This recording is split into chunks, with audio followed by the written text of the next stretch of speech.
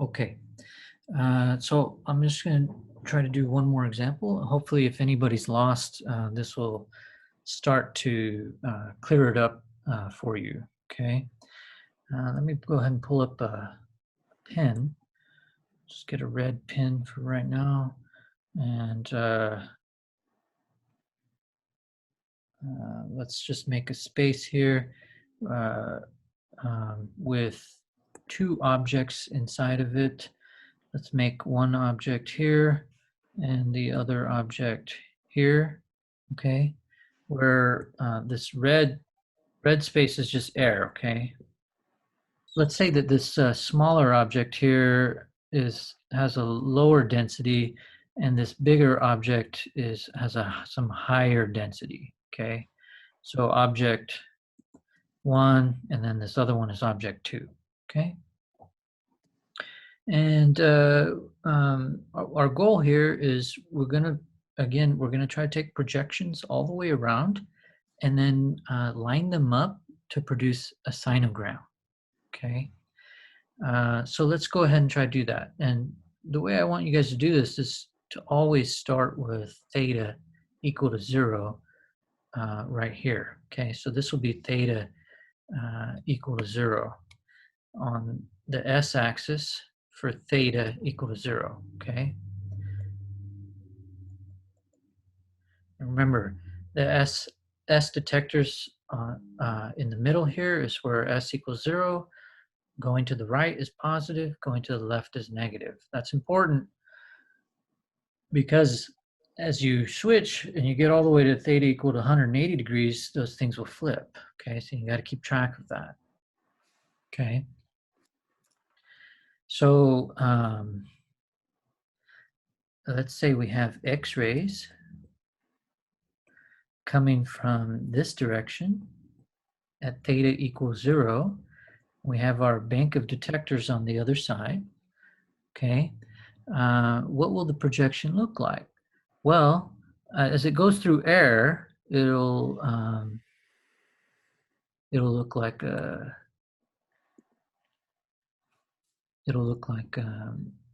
projection will be 0, right? So everywhere over here where it's going through air,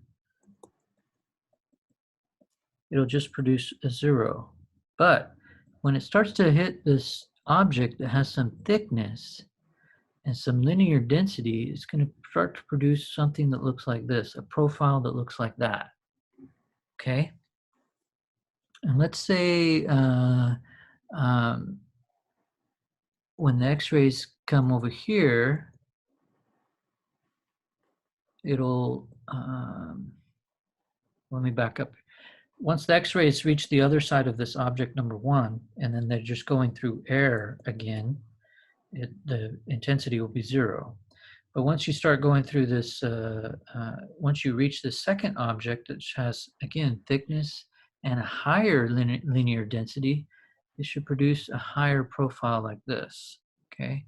Now, this is something that I expect you guys all to be able to do, to be able to draw a profile of an object, say on an exam or something. I'll give you a sinogram, I'll give you a projection.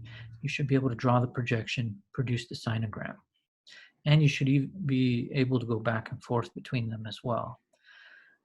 If, say, for example, I just give you a sinogram, you should be able to tell me what kind of object came from it. And of course, they'll all be simple objects. So again, this is the projection, okay? And a different way of looking at the projection is, okay, so again, another way of looking at this is as if we were looking at the pixel values, okay, on the S detectors, okay? And I'll just draw this in green, okay, where this first object shows up. Maybe it'll light up these pixels, a lighter shade of, and where this second object, which has a higher linear density, maybe it'll be brighter, something like this, okay? Everywhere else, the pixel values should be 0, okay? Okay, and then what I'm going to do, okay, with that is I'm going to make a sinogram down here.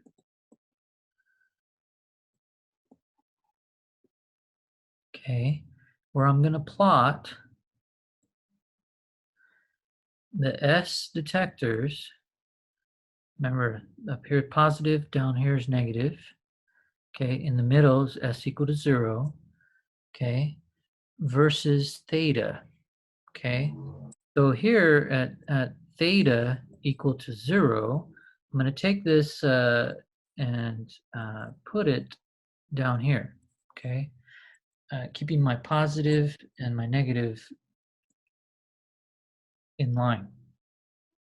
Okay, so I'm going to take that and put it right down here at theta equals 0, and at right here where S equals 0 is where that bright spot was, and then on the negative side is where that little one was, right here. Okay, now let's go ahead and rotate, and let's take another projection at this time at theta equal to 45 degrees. Okay,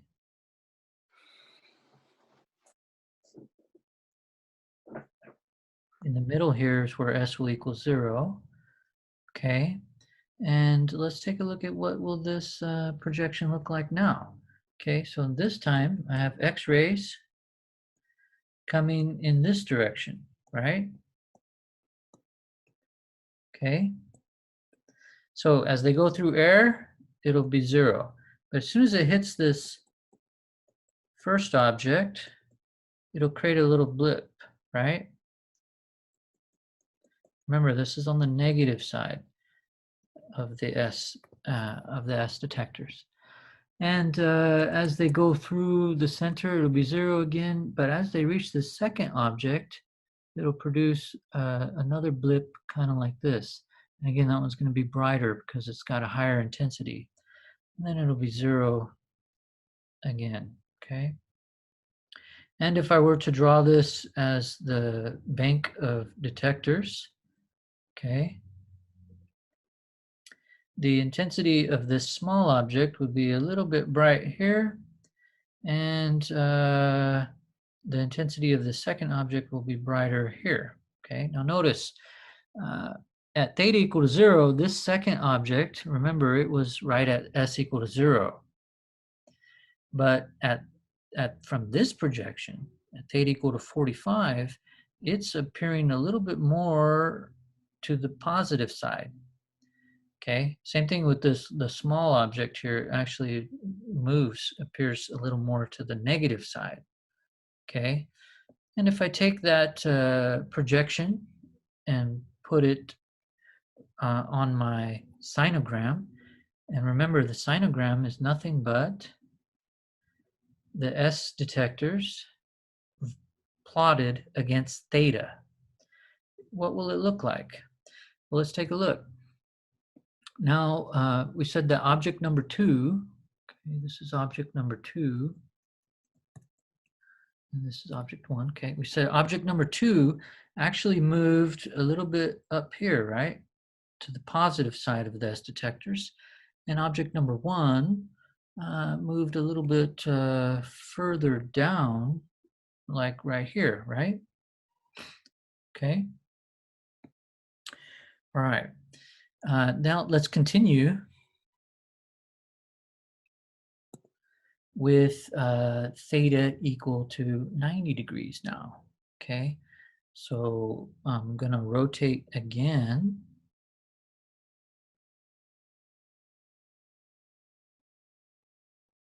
This time it's going to be theta equal to 90 degrees. Okay, and this time we're going to have our X-rays coming from this direction. Okay. And so what will the projection look like here? Well, when it reaches this small object, it'll produce a little blip like that. And when it reaches the big object, it'll produce another blip like that. Okay, they'll actually be even farther apart. You can't really tell based on my drawing, but they'll be even farther apart this way. Okay, um, and if we take our detectors or our bank of detectors, just another way of drawing the uh, projections. We got the little object here, we got the big object here, and we take that and put it in the sinogram for theta equal to 90 degrees.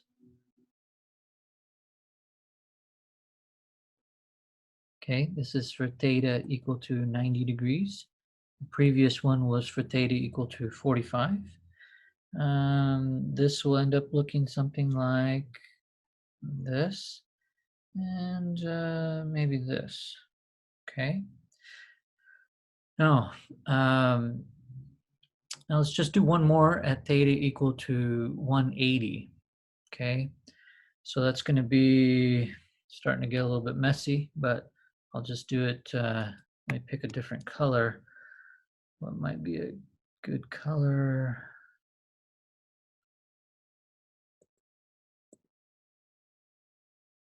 I'm going to pick this orange. See if that works. Okay. So now this is going to be for theta equal to 180. Now remember, keep track of what's plus and minus, right? This side is now the positive side. This side is now the negative side. Okay, as it rotates around. On the for theta equal to 90, this side was positive, this side was negative, right? Okay, the bank of detectors are just rotating around the object. Got to kind of keep track of this. Okay. And so remember, this time we have X-rays coming from the other side. Okay, when they hit this little object, it'll produce a profile here. And notice that's a small profile from object number 1 is now appearing on the positive side of the detectors, right? Because in the middle here is where S equals 0, right? Okay, and then here, this one, since object number 2 is in the center, it'll produce a profile right here. Okay, and so again, if we drew our bank of detectors for that, okay, remembering that this side is positive, this side is the negative. Okay, here are our detectors. It'll light up a kind of a bright spot here for the object number 2, and a little bit less bright spot here for object number 1.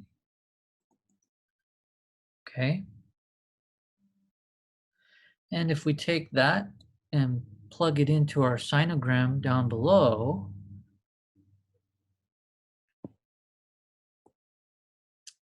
at theta equal to 180, what will it look like? Well, remember the big object came back to the center, which was 0, right? And the smaller object came to the positive side, right? So this one here is object 2, and this one here is object 1, right? And if I follow the trace, okay, of these, if I took all the intermediate angles in between, theta equal to 1 degree, theta equal to 2 degrees, theta equal all the intermediate angles in between that I skipped, you would see that this small object would produce some trace that kind of looks like this. okay? And the big object would produce a trace that looks like this, okay? And you see how they kind of look like sine waves? This is why they call it a sinogram, okay? And so again, this is a simple sinogram of a simple object that just has two objects in it and air around it, okay? Uh, and um, if you took projections of these two simple objects at multiple angles all the way around the objects, and then plotted the projections, and then if you plotted the S detectors versus theta, okay, plotted the projections, they'll look like this. That's what we call a sinogram, okay? Can be a little bit confusing because you may not have ever seen anything like this before, and you might still be a little bit confused to where we're going with this. But this is what an actual raw CT image would look like. It just looks like a bunch of sine waves, okay? So you might ask yourself, if this is what uh, a CT image looks like, how do we then reconstruct it into something useful that we can use for clinical purposes and for diagnostics? That's a really good question. Uh, and we will talk about that in the next class. And that process is called image reconstruction through back projection.